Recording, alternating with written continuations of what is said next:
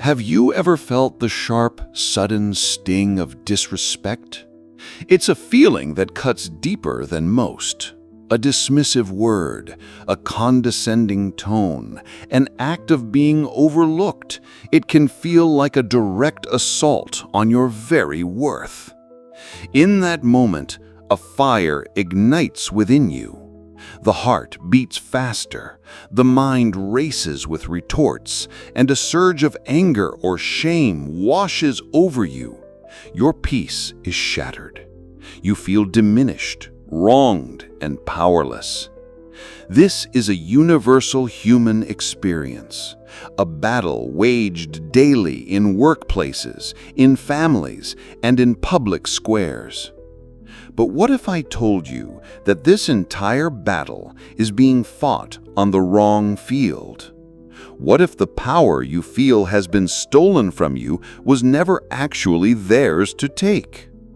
The ancient Stoic philosophers, men who navigated the brutal politics of the Roman Empire, would tell you precisely that. They understood that the world is an unpredictable and often unjust place. They knew they could not control the actions of others, the whispers of rivals, or the whims of emperors. So they focused on the one thing they could control: their own inner world.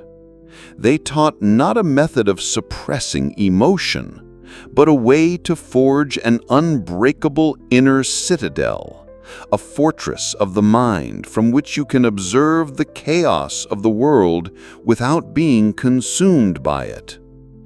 Dealing with disrespect from this perspective is not about winning an argument or putting someone in their place. It is the ultimate act of self-mastery.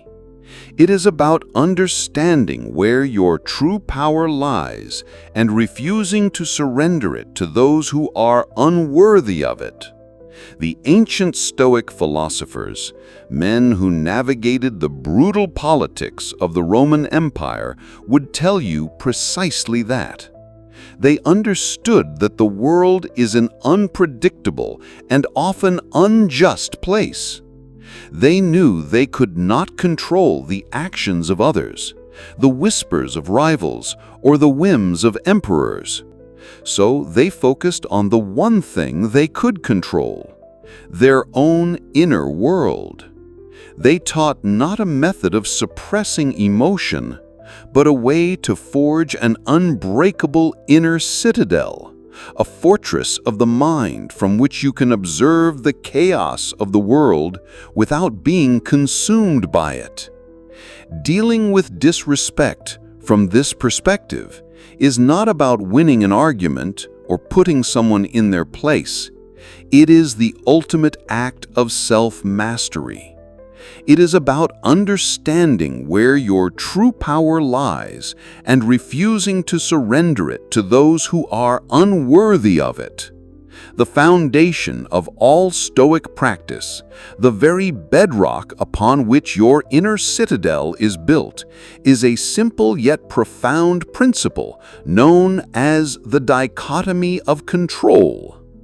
Epictetus, a former slave who became one of the most revered Stoic teachers, taught that our first task is to make a clear distinction between what is up to us and what is not. What is not up to us?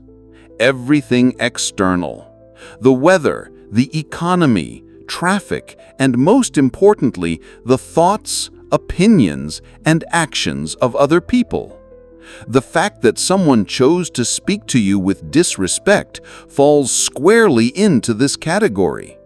It is an external event, an arrow shot from another person's bow. You have absolutely no control over their decision to launch it.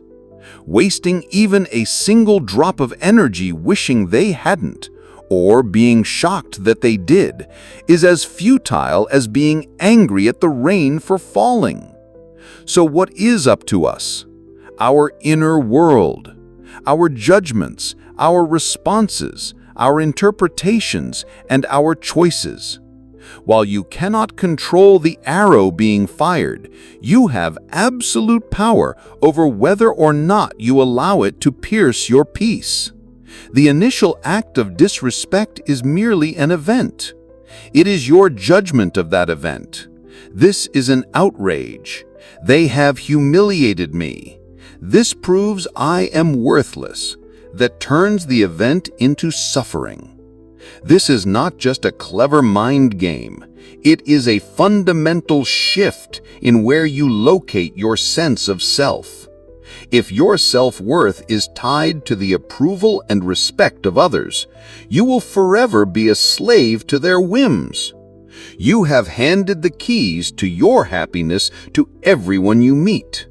But if your self-worth is rooted in your own character, in your commitment to act with virtue and reason, then what others say or do becomes irrelevant noise. Their disrespect is a reflection of their character, not yours. Realizing this is like discovering a superpower. The world can throw its worst at you, but the core of who you are remains untouched, because you have placed it in the only fortress that can never be breached, your own mind. When that arrow of disrespect comes flying your way, our first instinct is to react. We want to fire back immediately, to defend our honor, to correct the injustice. The Stoics would counsel the opposite. They would urge you to create a pause. In the space between the stimulus, the disrespectful act, and your response lies your freedom. This pause is your moment of power. It allows the initial, hot-blooded wave of emotion, the anger, the hurt, to crest and fall without sweeping you away. In this newfound calm, you can engage in the second crucial practice, self-reflection. Ask yourself a series of diagnostic questions. Marcus Aurelius, the Roman emperor and Stoic philosopher, constantly practiced this in his private journals. First, ask, is there any truth to what was said? Be brutally honest. Perhaps the criticism, though delivered poorly, contains a kernel of truth you can learn from. If so, the person has inadvertently done you a service. Thank them in your mind for the lesson and move on. If there is no truth, then why should a falsehood disturb your peace? As the Stoics would say, you are not harmed by the event itself, but by your opinion of the event. Why form an opinion that harms you based on a lie? Next, ask, who is this person? Is this someone whose judgment you truly value and respect? Is their opinion of you essential to your life's purpose? In most cases, the answer is no. You are allowing a stranger or someone of poor character to become the arbiter of your emotional state. Their disrespect is like a dog barking at the moon. The moon is not diminished, and it does not bark back. It simply continues to shine. Finally, practice a form of radical empathy. This is not about condoning their behavior, but about understanding its source to neutralize its venom. Consider what might be happening in their life. Perhaps they are lashing out from a place of deep insecurity, fear, or pain.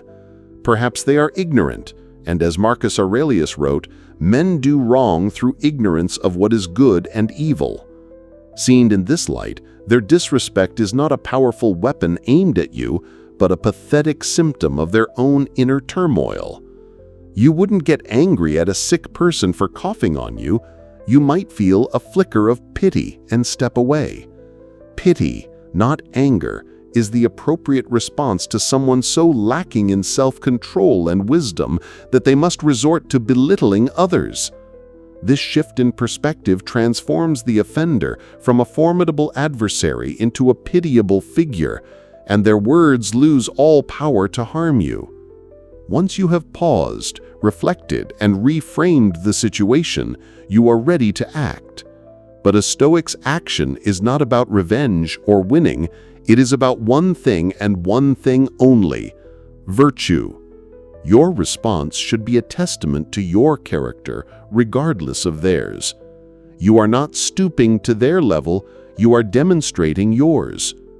This might mean setting a clear, firm boundary. Stoicism is not passivity. It is not about being a doormat. You can calmly and assertively say, "I will not be spoken to in that manner," or simply remove yourself from the situation. This is not done out of anger, but out of self-respect, a core virtue. You are protecting your dignity without sacrificing your tranquility. Sometimes the most virtuous response is humor. A well-timed, light-hearted remark can be the most powerful tool of all. It demonstrates that the insult was so insignificant that it couldn't possibly affect you. It shows supreme confidence and emotional control, often disarming the other person completely. They expected anger and defensiveness. You gave them wit. You refused to play their game, and in doing so, you won effortlessly. And finally, there is the ultimate Stoic tool: forgiveness. This is often misunderstood. Stoic forgiveness is not about absolving the other person or telling them that what they did was okay. It is a profoundly selfish act. You forgive them to free yourself. Holding on to resentment is like drinking poison and hoping the other person dies. It corrodes your inner peace, wastes your mental energy, and keeps you tethered to a negative event. By choosing to forgive, you are cutting that cord. You accept that the event happened, that it was outside of your control, and you consciously choose to let go of the toxic emotions attached to it. You do it for your own tranquility, for the preservation of your inner citadel. This is the path of the Stoic. It is a path of continuous training. It requires you to be a vigilant guardian of your own mind, to constantly question your own judgments, and to remain committed to your own virtue above all else. Disrespect will always exist in the world. People will be rude, thoughtless, and cruel. You can allow their poison to infect you, or you can see it for what it is, an external phenomenon that has no inherent power over you. The choice always is yours. The world may be chaotic, unpredictable, and filled with arrows of insult and disrespect, but your inner world, your response, your peace, that is yours to command. Build your fortress, practice your principles, and you will find a strength and serenity that no insult can ever touch. You will not just deal with disrespect, you will become impervious to it.